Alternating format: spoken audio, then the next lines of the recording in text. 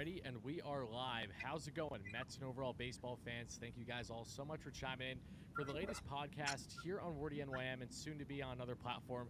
You know, we said that we would be having a new podcast name by next week, so hopefully we're all locked in on that front. But that is me, Wardy. That is Anthony Recker, who's back after a last couple episode absence, so we're happy to have Rec back. And that is Joe Serralo, as we're going to be breaking down all the latest for the team in Queens, as they just swept a 3-game set in Oakland in the Coliseum. So we're going to share our raw thoughts about that and a quick analysis. The Mets also did call up this top prospect by the name of Brett Baty. Not sure if you heard of him. And then we'll get into breaking down and analyzing, previewing the upcoming series that starts tomorrow night in LA against the Dodgers, a little bit on Max Scherzer's latest injury, and hopefully getting you some of your questions. So appreciate everyone chiming in the live show, live or on replay. Make sure to smash that like and subscribe button. It's greatly appreciated. But guys, Rec, Joe, how are you guys doing tonight? Doing well, Wardy. Doing well, baby. Ready to be back. Happy to be back, especially after a sweep. Yeah, Rec, this is like your own little version of Easter Sunday right here. The resurrection of Anthony Recker. It's a big deal, man. You're in some elite company there with the my eye looks a little better, so you look great. You look like you were just working out. It's very like sporty attire. That's not your gym attire? This was we had a baseball game this morning. Had some stuff to do all afternoon. My little dude got sick. I got the volume, guys. Thank you. It's not a week in the Recker household if one of the little ones isn't sick. It seems like it. It's been like weeks though. Like everything was good for a while. I got in a fight with a bush and the bush won, and like I don't know. That's been all right. You should see the other guy. That's what I was about to say. I did. I took about 4 or 5 feet off that thing. So there you go. Got him. You got him. Unrelated questions are ready with a donation as soon as we start the show. He says, Thick D Pete once again laying the wood. I mean, I think that's just perfect. Let's just jump into it, right? Because we saw this Oakland A's series. I stayed up for that entirety of a shit show of a ball game in which the Mets won by a final score of 17-6. 17 walks definitely didn't hurt the cause in helping those 17 runs, but the grand salami by Lindor, the double. I mean, Nimmo had a very strong game too, and then you get into game 2 as well. I mean, we saw Alonso in game 3, of course, with the game-tying home run there in the 9th, in which that was a wacky 9th that just transpired. Lindor had 3 bombs in this series. So, Rec, starting with you, what's just your raw takeaway and reaction to this series in Oakland, the highs, the lows, and everything in between? Yeah, I'll start with the highs. Pete and Lindor, those are huge. They've both been swinging the bat well all year, or I should say so far in this early going. And that's something that obviously this Mets team is going to need because they don't have a whole lot else around them that's going to be at least consistently productive. Nimmo making some nice plays in the outfield. Pete's been awesome. Like, I can't say it enough. This dude's got 8 homers. He's putting together great ABs every time he's up there. He doesn't. We've seen it in the past where early in the season he kind of goes through some funks where he's either trying too hard or he's just looking like he's searching for something. And he kind of went through that in the WBC this year almost. And then now it's like the season started and he's good to go. So seeing him in this form already is really scary for other teams. Makes me like just pray that he gets a little bit more help in that lineup behind him. But outside of that, I mean, he's been awesome. Negatively, I thought, honestly, the A's gave them 3 games. Like the first game, you walk 17 people, you're not going to win the game, period. A's gave them that game, which is fine. I mean, look, that happens throughout the course of the year. You're happy to take it. Game 2, I thought there were a couple ABs late in that game. A's had them on the ropes, and some of their young guys came up to the plate at the wrong time.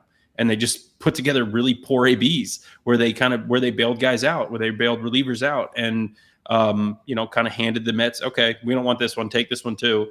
And then today, it really seemed like the A's had several chances. I mean, obviously the lead late in the game, and then had several chances to take it back again and win the game. And again, it just almost seemed like they just had the wrong people up or just couldn't put anything together.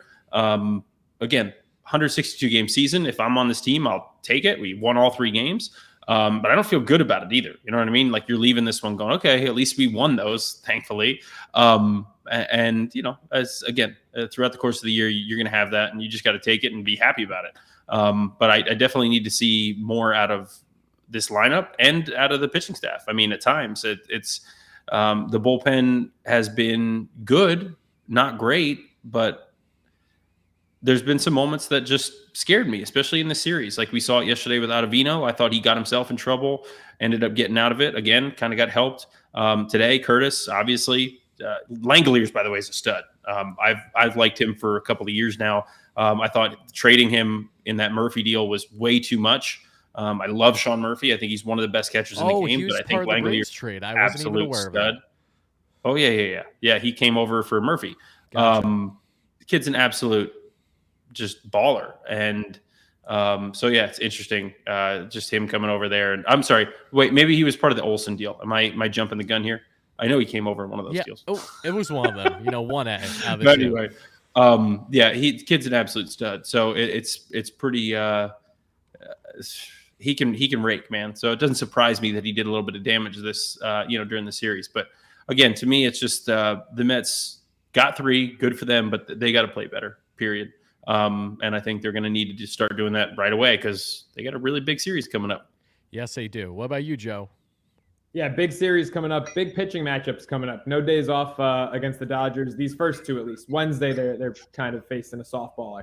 But yeah, going off this series, obviously, Rec, things need to be better. Senga, I mean, and Fridays, that's a tough situation to be in as a pitcher. You think the Mets gift you all those runs and it should be smooth sailing, but you're spending a lot of time off in between innings. We saw Senga go out to the left field bullpen and, be throwing a bullpen session in between innings.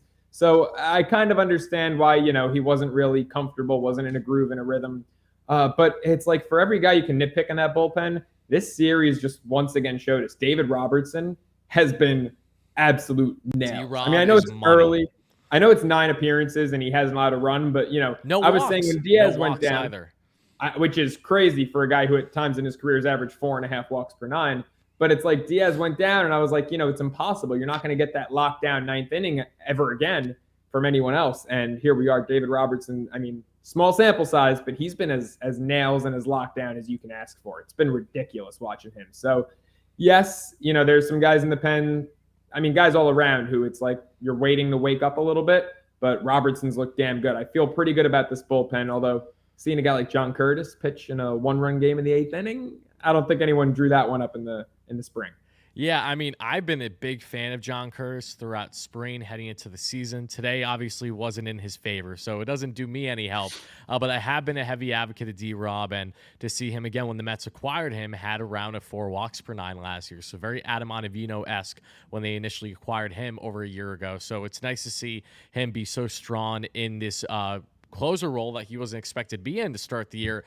Just, again, getting out of his own mess, too, like he did in that Padres Game 3 to get the series win. Just little stuff like that is really standing out to me. But I want to talk briefly on the positives outside what we already had, because one thing was for certain, Brandon Nimmo had quite the series, a really strong series, not only with the bat in Game 1 and Game 2, but even today, even while his at-bats weren't necessarily fantastic, the defense was phenomenal. He made not 1, but 2 highlight reel diving catches.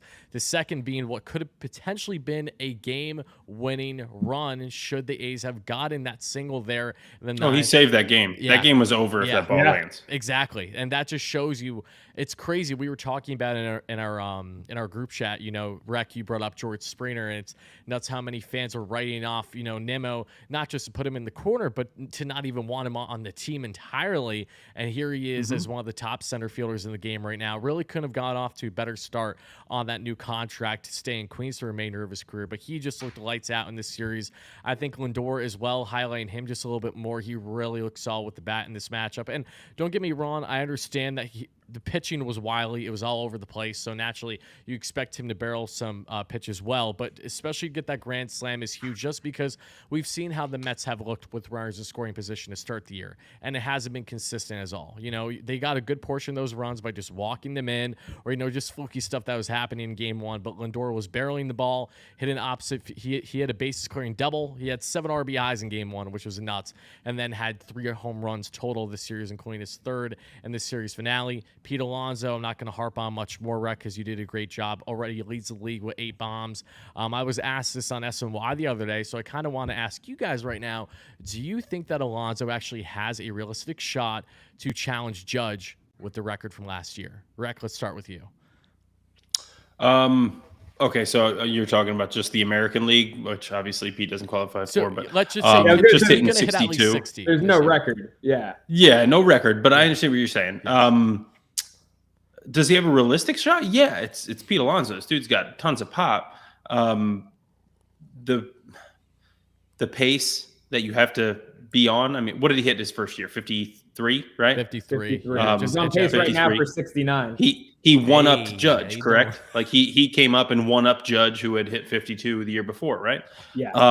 Or 2 years before, whenever it was. So, yeah, I mean, look, he's got the ability to do it. The consistency and the level of which you have to play for an entire season. Not saying Pete can't do it, but the pressure that comes with that towards the end of the year, and we've seen it happen to Pete before. When he feels pressure, he tries really hard, right? Like he cares, he wants it, and he tries harder and harder, and he presses. So I don't think it'll happen. That said, I mean, I'm not going to tell him he can't do it because I know he could. I don't see it happening. That's all I'll say. What about you, Joe? Yeah, he could. I don't think he will. I think he's going to finish, he might break his own personal record. He might exceed 53. Like I said, he's on pace for 69 right now. That would be great. At some point, to your point, Rec, he's going to overswing. He's going to go through slumps. Alonso, I mean, everyone, it's a 162-game season, right? What Judge did last year was crazy, but Judge also had games where, if he was struggling, if he was in a little bit of a rut, he played in a ballpark where he could hit a ball 340 feet and get that confidence booster. I'm Oops sorry. to right field. Oops. Yeah, and Judge is pretty good at using those right field dimensions in his favor, which to his credit, I mean, not a lot of guys in today's game go oppo well. Judge does that. Not taking anything away from Aaron Judge as a hitter, but if Alonso hits a ball 330 to right field, it's going to be a flyout, and it's going to be a can of corn. It won't even be close. So sometimes that confidence plays a factor, and Pete is a very mental guy. We see it. You watch the home run derby, you see how mental Pete is. Lock the F in is what he does. Yeah, I mean, mental, and however you want to perceive that, Pete's a mental guy. And, the slumps will come at some point. So I don't think he'll get 60, but he could challenge that 53 number. I think that's very realistic. Yeah, him just challenging that from his rookie year without the juice baseballs, might I add, is something that will definitely be a little bit of watch. And I know the baseballs change, so I'm not going to sit here and harp that they're completely night and day because we've seen a history of them changing throughout the course of a season, especially. But no less, Alonso, I mean, he's really getting all of them when he is making contact. And shout out GD with the $2 donation in the chat. It says, Polar Big Schlon Bear Pete blowing bombs. So there you go. Love the wordplay there by GD. Thank you for the donation. But I did want to talk about one more positive today, and then we'll hop into our next segment here. And that is Jose Butto. Again, the Mets took Mad Max out of this rotation spot that we'll get into shortly with a lingering injury. And they bring in Jose Butto as that sixth man to help give Kodai Senga, extra days rest as well for his next start. Again, wasn't too sharp against Oakland, but he was throwing bullpen, halfway through his start because of how much time there was with the Mets offense just going ridiculous through the order at least once in an inning.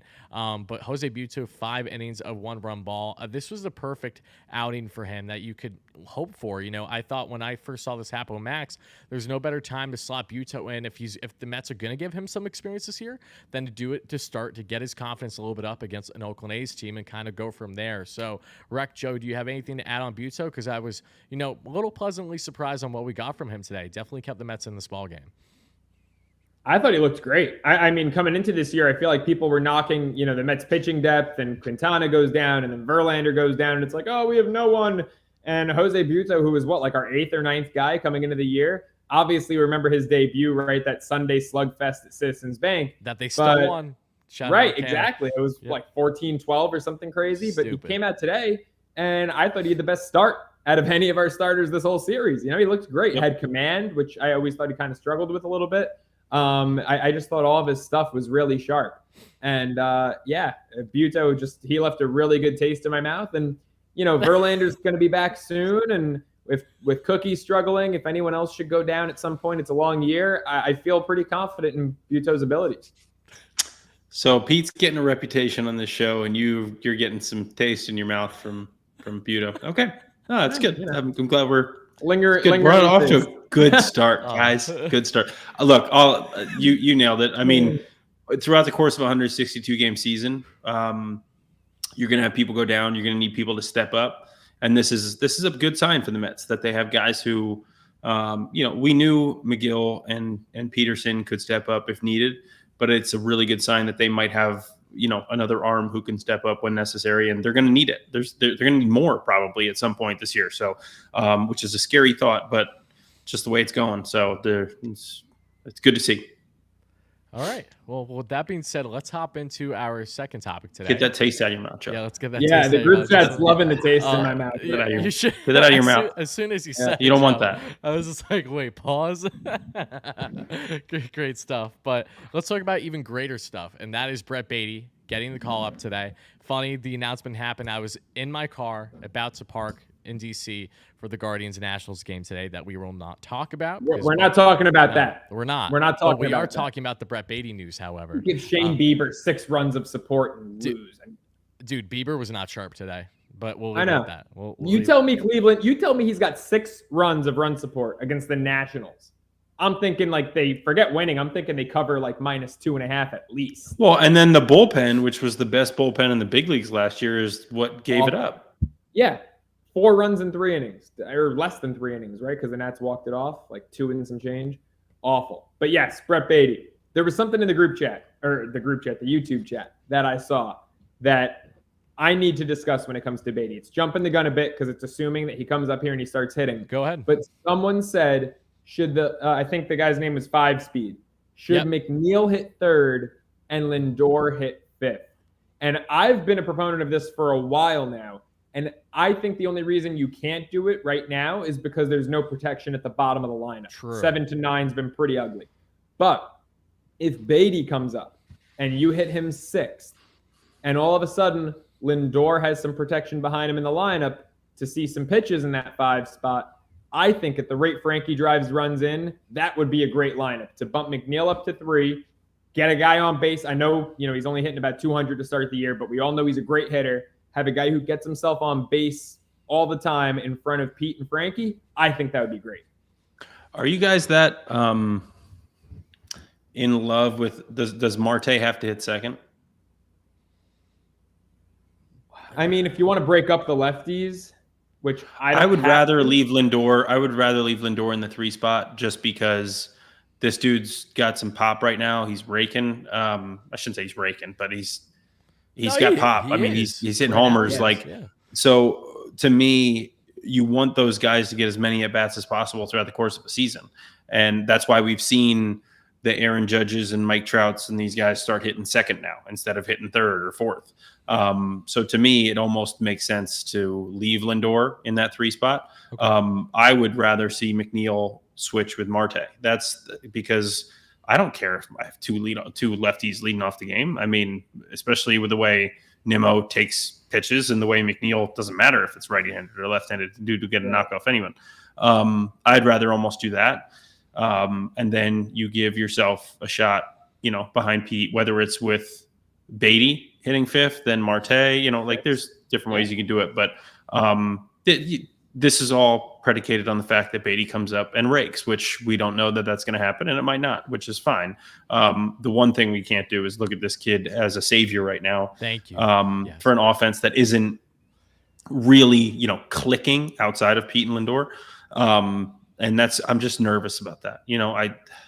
I know the media is going to blow this up. Oh, Brett Baty's here. He's going to save the day. And it's just it's just unnecessary. Like, why? You don't need to do that to the kid. He's a kid. He's got a month in the big leagues, 2 months, whatever it was last year. He was hurt for most of that. Like, you just let him ease his way in. And Buck's gonna put him down in the order to start and let him work his way up if he can, and he does, and that's great. But that's the way it should be. Right, 100%. I will say, going off McNeil though, hitting 2nd, it's so funny because McNeil is like your prototypical 2-hitter. I mean, at least in the era of baseball, I think that, Rec, you and I grew up watching. Wardy, I guess when you started following it really closely, it kind of changed, where now it's hit the MVP 2nd.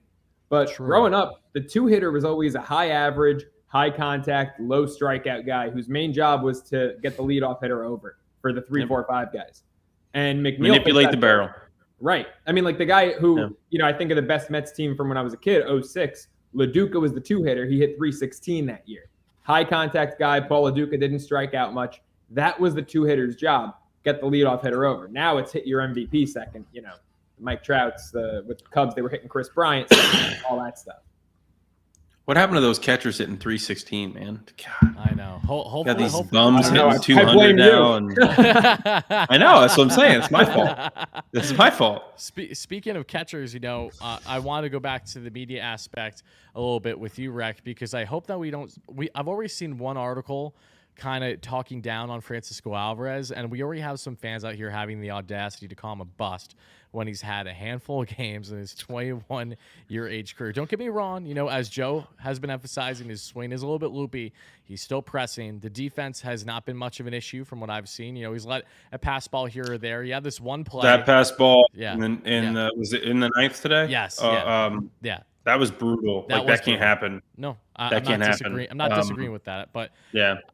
The defense overall has not been terrible, and the offense will get there, and this is the whole point of why they brought him up, because he's going to be with the team for at least the next 2 months. You have to give him a leash. I'm glad that they did that. Just the fact that they actually started him back-to-back games is encouraging. I don't expect it every series. Buck said himself, I'm not expecting it, but this is a guy that we have to let just see what we have here, because if there is something that he can make an impact this year, that'll be huge for this Mets team at the catcher position, so you might as well try to find out now when there's no reason not to, versus, say, having Nito still play the bulk of playing time up until Narvaez returns, and then potentially stunting the growth that you currently have in Alvarez in his development. And now we go into the Baty call-up, and again, I'm obviously ecstatic for the guy, not only him, but Mauricio, Vientos. They've all done their fair share of cases as to why they should be called up already. They have been dominating AAA. If you're not named Fernando Tatis Jr., these are the next best thing right now in AAA, just absolutely hitting dukes on an everyday basis. It's unbelievable what they have done. Baty, 400 average, 500 OBP, 5 home runs,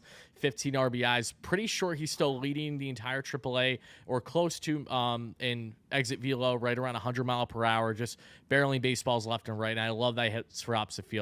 The defense has looked strong. So now he's finally getting that opportunity. Eduardo is being the ultimate teammate by praising him. I heard him talk today, and it was either I think it was pregame today, on saying, he's the future and he's going to be a great player in this league for a long time. And he was even raving about him the other day. So I think this is great. You see Eddie again in the ninth inning today. The Mets could have gone more runs than just tying the game with Alonso. Bases loaded, only 1 out, and he grounds into a double play. It's just little stuff like that. Don't get me wrong, Baty will have those opportunities to mess up and get on the fans' negative side early too, I'm sure. He had plenty of double plays last year in the month he was up. He did, and it won't be the last. I'm sure we'll see plenty more. But still, Eddie in that DH/utility role, I think, could bode him well, assuming that he stays on this Mets roster for the remainder of the year. I've always raved about that. I said that really might be a nice fit for him. Could even bring Mets more power at that DH position. Not named Tommy Pham, who looked really strong. Again, hit a home run today. Tommy Pham is being sneaky, and I'm here for it. That's why I liked the signing originally. Then I downplayed him a little bit because I'm not going to lie, I got ahead of myself with spring training, and I absolutely ragged him. You downplayed him a lot. What do you mean that signing? Not when the Mets first picked him up. You were crapping on Tommy Pham. Not when the Mets first picked him up, though, because I was justifying why he's a home run guy and why the Mets got him. However, throughout spring, I'm seeing LeCastro get on base every single time, and Pham swinging at absolutely everything was frustrating me. And now they both made the team. Pham has been, when he's in the lineup, one of the most consistent hitters. He has been the best surprise story to start the year for this offense, I think you could rightfully say. And now you bring Baty into the fold here. Let's hope that he comes in and he makes the most of this opportunity and remains the Mets starting third baseman for the entirety of the year. Of course, the Mets need to make sure they give him said leash. I'd imagine that they would. And I have to give a little props to Epler. I was frustrated that he was sent down to begin with, but I'm glad that the Mets did not sit on their hands too long here, and potentially even a month plus, with how Baty is performing and how lackluster this offense has been on a night-to-night basis. Now was the time to bring him up. I wouldn't be shocked if we see Vientos and Mauricio and sometime in the first half. So, Rec, going back to you, what is your, initial expectation for Baty as he gets things rolling here with the Mets this season? Well, what I want to see is him play. And I don't think that'll be an issue. I think he'll man third base pretty much every day.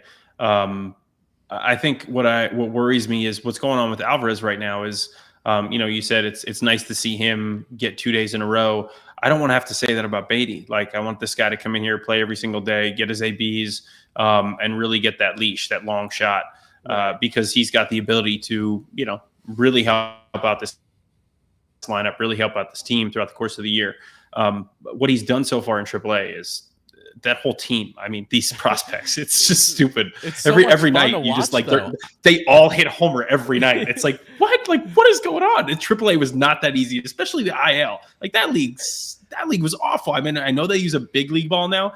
When I was playing in that league, they used the minor league ball, which didn't go anywhere. If anyone ever told you that those balls were the same, they were off the rocker. The seams were higher on the minor league ball, right? It was much easier for a higher. It was a pitcher to make college ball. dance. Right? Yeah. Well, it Those wasn't even college that. balls, Like man. it was literally, it was just wound so much less. I mean, a big league ball is extremely tight. So tight. So that's what makes the laces small, right? Really well, they tight. just didn't like they would just kind of like tie these on with like a baby would tie these things on, like in the minor league. It was awful. Like they didn't. It was the ball went nowhere. Anyway, it's incredible what these guys have done in AAA. So I'm looking forward to not just him, but all of them at some point coming up. I don't know if Vientos is going to get a shot. It would take probably an injury for him to get a shot, or Baty to just not play well at all. But I think for me, Mauricio has been killing it. Alvarez, killed it for the little bit he was there. It's good to see him up. I just hope he gets a little bit more playing time. I hope he gets a few DH spots. I know he hasn't looked great, but the more reps he gets, that's it. It's what it's going to take. You can't send him back down to AAA and be like, oh, get better down there. Because, he can get more ABs, but he needs to do it in the big leagues. That's what it takes. And I want to see that from Baty too. I want to see, how he looks defensively too. I mean, in spring training, there was still a little bit of shakiness at times.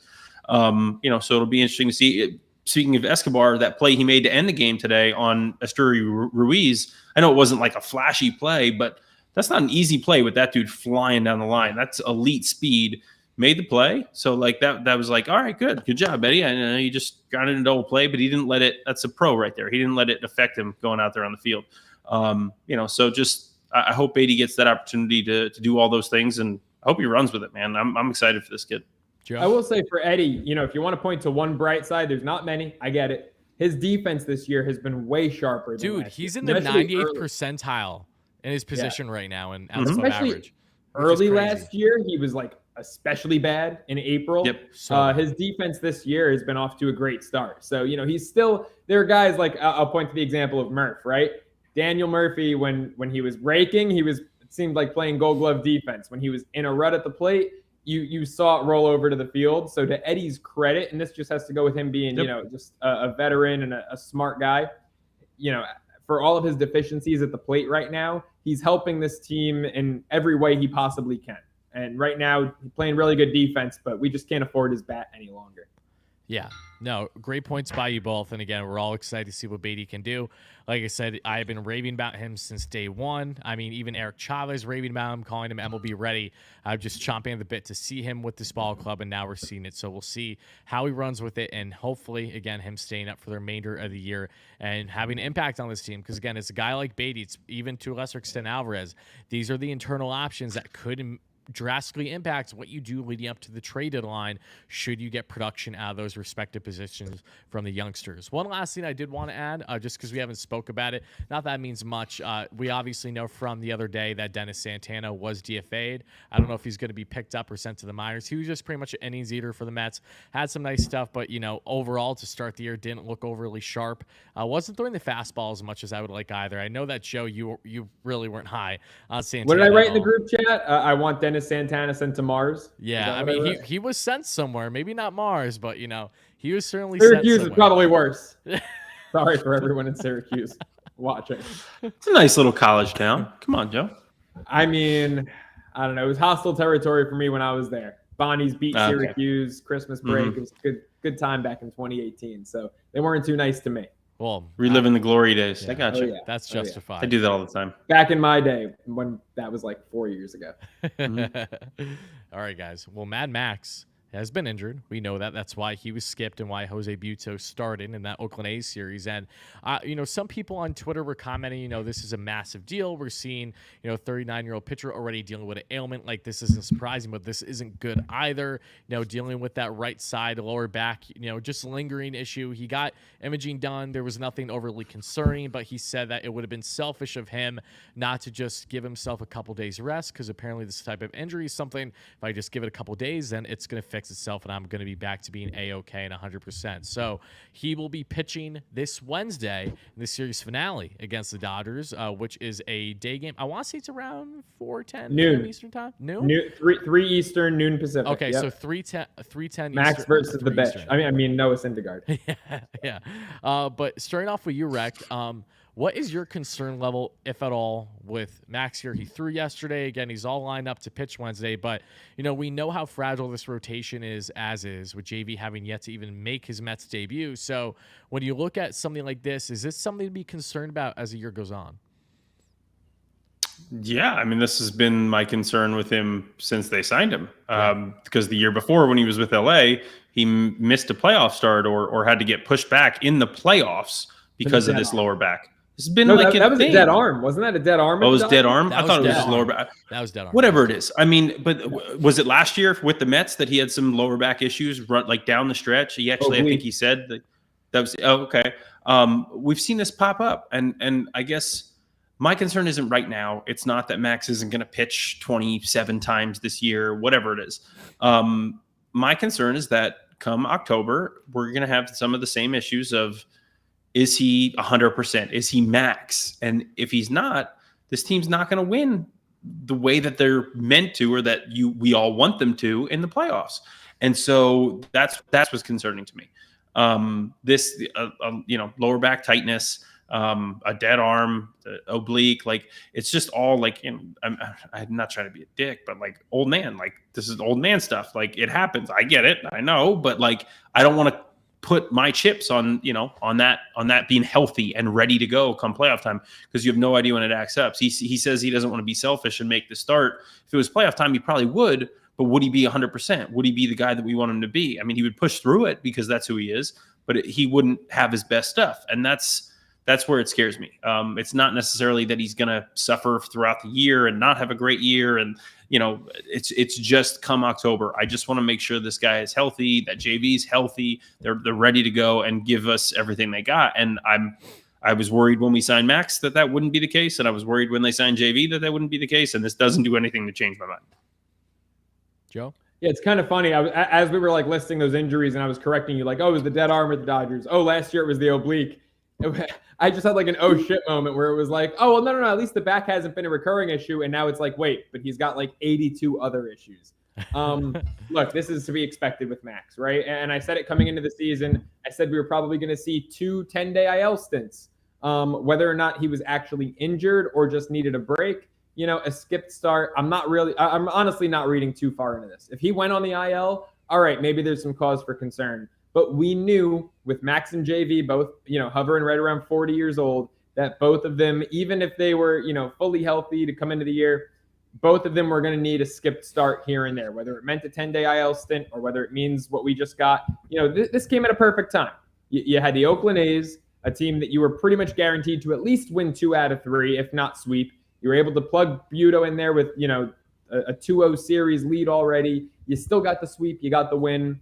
And, I want to see what Max can do against the Dodgers. So give him a few extra days off, put your best pitcher against the better opponent. It came at a perfect time. I'm not reading too far into it. We'll see how he does Wednesday. Let Wednesday, if everyone can just sit tight and wait till Wednesday, let Wednesday be when you start jumping to conclusions. As an unrelated question donated a little bit earlier, I got to ask you, Joe, what did Buto taste like is a real question.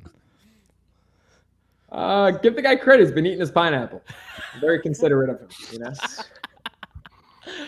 Oh, God. I love At least it's not asparagus. So. Oh, my God.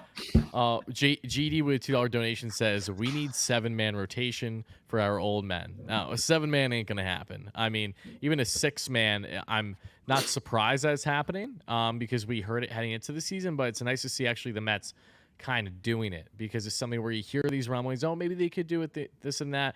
We know how big Max's ego is and everything. So I'm glad that Max is kind of, having that self-awareness to be like, not going to overly push anything, especially at this point in the year. Just give myself some extra rest. And hopefully he is okay.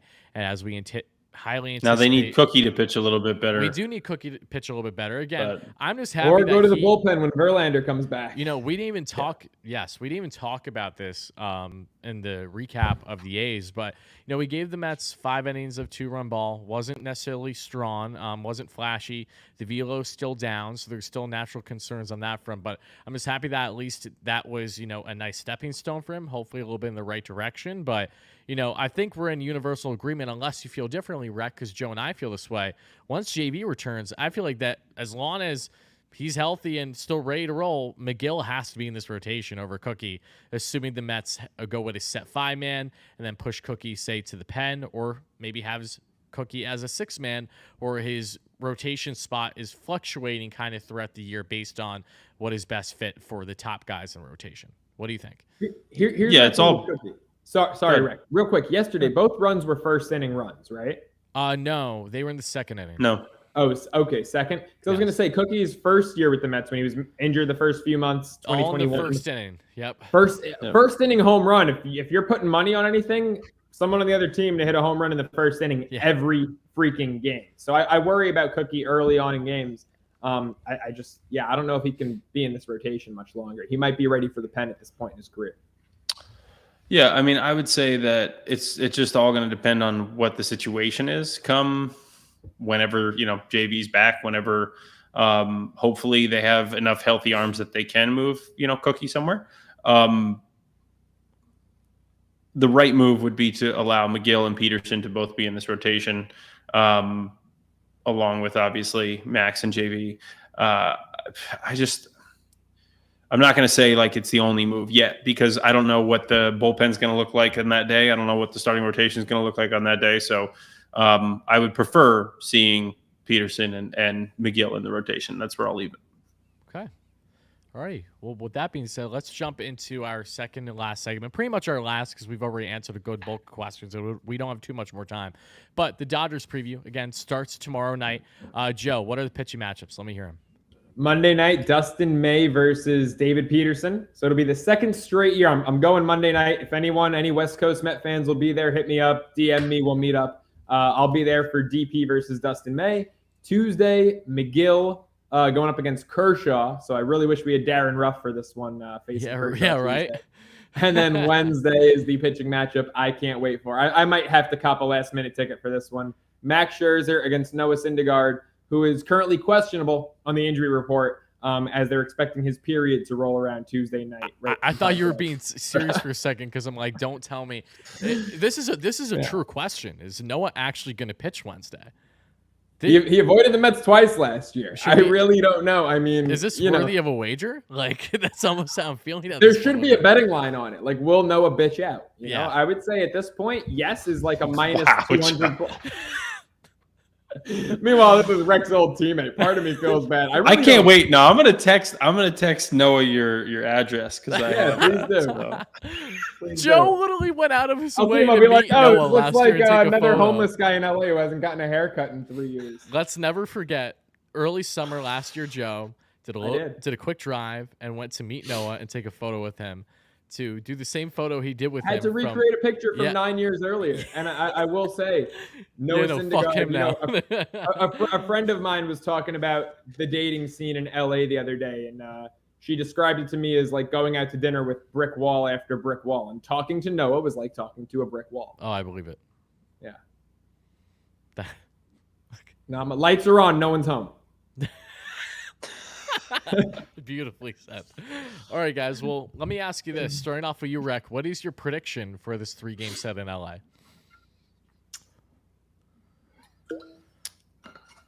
Dodgers haven't been playing that well. They're not that good. Well, I'm not going to say that. They're not what they've been the last few years. That's for sure. That said, Dustin May's stuff is nasty, even though he gets lit up. I don't know how sometimes. It's like it's too nasty almost. I guess I don't know. If that even makes how that's a sense. thing. I don't know how that works. But Justin May, I've said this from the start. Kershaw, a closer. He doesn't have the longevity. He can't go more than like 5. That's what I'm not. I can't do it. I'm not gonna do it. Was that a "that's what she said" moment? He doesn't have the longevity. Yes, I never do that either. Like that's not my thing. You never last long either? Is that what you just said? I'm gonna say.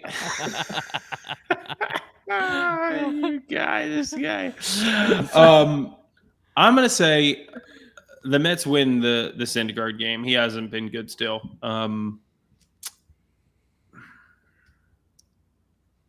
I don't know. Kershaw's gotten touched up a little bit. Lindor's really good from the right side lately against lefties.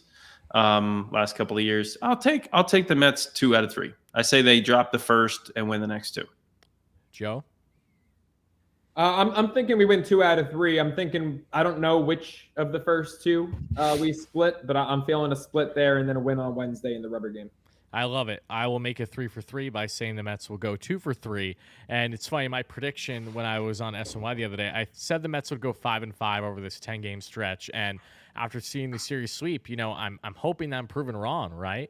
You have that 4 games in San Fran that we'll get to after this Dodgers matchup, which, who knows what's going to happen on that front. But, yeah, I really do like the idea of winning 2 out of 3 here. You had them going 5-5 on a. Yeah, I went mainly because with 3 against the A's. Yeah, because Rec, you said yourself. Look at this A's team and how the Mets performed the last 2 games. They were still. I know, but they're terrible. I know they're terrible, but it took them being as bad as humanly possible this year for the Mets to still sweep them. I feel Come on. Every coach that's on that staff, I think I know all of them. Like I played for them at some point, or I played with them, or I like. Mark Kotze included. Like I feel so bad for those guys. Scott Emerson, their pitching coach, love him. Darren Bush, I forget what fancy title he got, but he was their hitting coach. He's something else. I love those guys. I feel so bad for them watching them, knowing that they have to like coach that team the rest of this year. It's brutal, dude. That pitching was awful. Like I tried to put the first game on, and I truly had to believe turn a it off. AAA team could have performed better. Didn't care at all about that. Dude, well, that's that kid it is. Was he in AAA? What level is that kid in? Who was perfect through 5 Friday night, or technically no hitter through 5? What did he have a guy get on because of a drop third strike? Oh, Mason Miller. What level is he at? 5 innings, 11 Ks. Is AAA, but he's only made. This was his 11th appearance in professional baseball, and he's drafted in 2020 or whatever. Like, no, I'm not. I agree. Well, I mean, it can't be worse than what they got. Throw the kid into the fire. Let him. 5 innings would have been perfect if not for a pass ball or wild pitch, whatever, on a strike 3, with 11 Ks. Yeah, and that same night with no walks, and that same night their big league staff walked 17, which broke a record that I believe the old one was 13 because I think it was my debut. I think we tied the record that day of 13. Yeah, we had 13 walks that day. Wait, and hold on. Yeah. You went 0 for 4 with 3 Ks and a double play, and 13 walks. Wait, no, not a double play. No, I grounded out to Jorge Posada. Oh, wait, Posada was playing second base because they were up 22-7. Oh man! So not only did you do that at the plate, but you couldn't get the pitching staff. Like, you were a great defensive catcher. Couldn't get the pitching. It was a very similar, like, Rich Harden started the game, and he started out fine, like the first 3 innings. And then he lost it. And then we brought in basically similar types of guys that you just saw the A's bring in this series. It was bad. It was really bad. Yeah, Familia walking, bases walks and 5 batters. Dude, bases loaded in the 9th, and I still went on to cover the game that night past 1 a.m. I was fuming. I was like, can we please just end this already? This is unbelievable, the amount of walks that we were seeing. I mean, even today, thankfully it led to the Mets' victory, but you saw there in the 9th, and then was it the 9th and then the 10th, right? Where it was walks galore from the A's. Yeah. Jackson couldn't throw a strike there, and that was brutal. Yeah, no, it was really rough. But yeah, there's one last thing I want to say. I think about the Dodgers series. Oh no, it was about 5-5. Yeah, I just want the pessimistic route mainly because I want to be proven wrong, and so far they're currently on pace to do that. So You're like a mini Frank the Tank. You know? Oh, that? fuck you. Oh, Yeah. no. How dare you say such nonsense? No. Wow. All right, Wardy, take out Unbelievable. the step stool and say it to my face. I will. I'll kick out your knees first so you can get on my level. Or close to at least. 5-5. Yeah, because that was last show. Rec, you weren't here. Wardy went 5-5. I thought I was on the conservative side saying 6-4. Like I wanted to say 7-3, but you can't on an opposite coast road trip. Like say I expect 7-3. It's just it's hard. It's a hard thing to do. Why not? Come on, we see teams struggle. I on feel like opposite a coast jinx trips if all the I'm time. that optimistic on a 10-game stretch. The Giants are meh. Like they're probably a 500 team, right? I think they're really bad. They have the worst K rate in baseball. Dude, those former I don't think Mets, they're really watch, bad. Watch it. I don't think they're watch it really be a bad. split series against the Giants. They've been swinging. They've been swinging it a little bit. Like Conforto's been swinging it. JD's Ruff, off to a nice start. Davis is raking. Yeah, Davis Ruff. is hitting. If David Peterson pitches in that series, watch out for Darren Ruff. I'm just saying. Okay. GD with the donation. Mets We're having go, fun, guys. Come on. Mets go 10-0 whole West Coast trip. Remember this. I will remember. If that happens, we'll go right back to you, GD. So knocking on wood. Did I answer this earlier from unrelated question? Breaking news. No to IL with menstrual cramps. Sounds about right. Yeah. All right. Well, you know what? I think we're about due on time. So, gentlemen, any parting words before we get out of here? I'm just excited to see the Mets, play at Dodger Stadium, see the Mets in person. Hopefully, I don't get shanked, and I can, see them every year at Dodger Stadium. It's brutal. I hate Dodger Stadium, man. I hate the Dodgers. I don't understand the lore of it. I really don't. Like I'm not from LA, so I didn't go to games, but I don't get it. Like showing up to that stadium, I was like, yeah. What is this? This is awful. There's nothing around it. No, it's not attractive. Like the speakers in center field just blaring at your face like are awful. I don't get it. I don't get it. That's the word I was going to use. It's not an attractive stadium. The biggest upside to it is the view past the outfield. You got the the mountains in the background. That's beautiful. The stadium itself is antiquated, and it's not to the point where it's charming like Wrigley or Fenway. No. It's just antiquated. Even Anaheim. Anaheim's awesome. I love that stadium. You saw the view I had on Easter, right? Beautiful. Front row. I love their Matt outfield Chapman's setup ass too. right in my sight line. It was great. It doesn't get better. It doesn't get any better. It does. Vladdy's ass. Did you see the video I took? That thing is like, I think you could like line up encyclopedias on that thing, and they would like.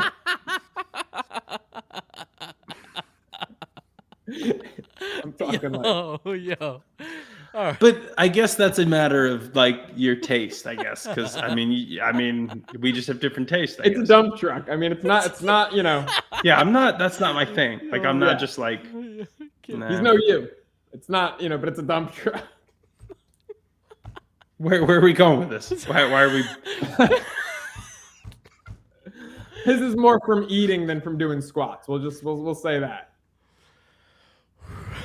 Yeah. That's not my thing. I don't get that. That's not my thing. But it was a great ballpark. To each his own. Great seat. Great seat.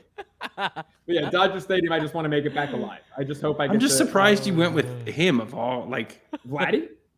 Yeah, dude. All right. So think about. I was sitting. Like, what were you gonna say? Alejandro Kirk next? Like, no. That face. Can someone clip that, please, and post that on Twitter? Clip Rick's face right now. See how bad dating in LA is? Now I go to an Angels game and I'm staring at Vladdy's ass. You have to understand, from my sight line at that game, so I was sitting very front row. Okay, so we're going to break this down now. We're breaking this down. Okay. We might do like a sports science segment on this. The time is not your fault tonight. Thank you. Very front row, next to the Angels dugout, like where all the photographers are. Righty up, so Vladdy's back is to me. The dude swings. Obviously. Yeah. The dude swings, and I just see like that thing like on a big swing, just the torque, and I just see that thing just jiggling. I was like, whoa. It Okay. That was legit. End show. Double cheeked up on Easter Sunday, and that's gonna do it, guys. Thank you all so much for watching. We appreciate it. We'll be back at it after the Dodgers series, of course, to hopefully recap another series W. Unrelated question. Thank you for the donation. We'll leave it at that. Thank you guys so much for watching. That is Anthony Recker. Make sure to check him out on socials and, of course, on MLB Network. That is Joe Serralo. Make sure to check him out on Serralo Sports Talk Podcast and, of course, on social media. This is Wardy. You guys know where to find me, and we will talk to you guys real soon.